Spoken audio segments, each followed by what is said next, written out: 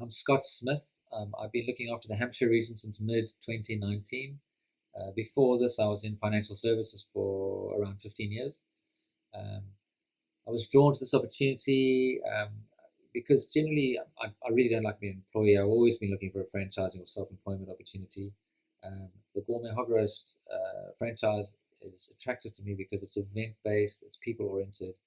Um, because it's normally a celebration of sorts, it's normally quite a laid-back vibe, although you do have to produce the goods. I don't need an office. I can control costs. There's good cash flow, and there's a proper off season, so you can actually have a life and do other things. A typical week for me would be more admin in the beginning of the week, things like chasing clients for final payments, paying my suppliers, that type of thing. And then midweek, I'll buy, things that I need to prep later in the week. Later in the week, I'll do that prep and then go into delivery on the weekends with a bit of cleaning afterwards. So, but also with all of these things, I'm in control of my time. I decide when I want to jump on email. I don't, it's a great way of working. I really do have control of my time. Um, the things I like about the systems that the guys have in place is so they do all the sales work and the negotiation with the client, which can take a really long time.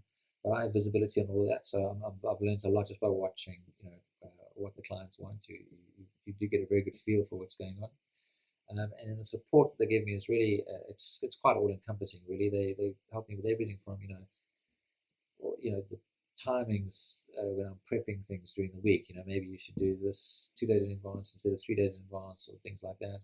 And then, especially for the bigger jobs on the actual day, they'll help me with timings on the day. Where I'm going to come to have trouble if I keep that order of things. Maybe I need to have a big gap between this part of the day and that part of the day. Things like this. And they also filtering information down from other franchisees. This guy's using a machine that way, or this is working here. Things like that. So there's a really good communication going with the guys, and they've been super responsive. I mean, I can't come. It's amazing how good they've been. And then the cash flow element of the business has been very interesting. So it's 2021.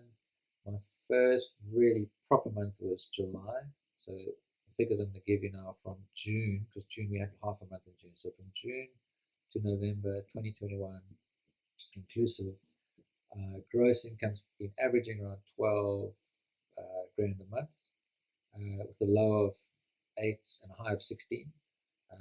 So it's been amazing. That's obviously that's factoring, and that's after the commission that the head office has taken.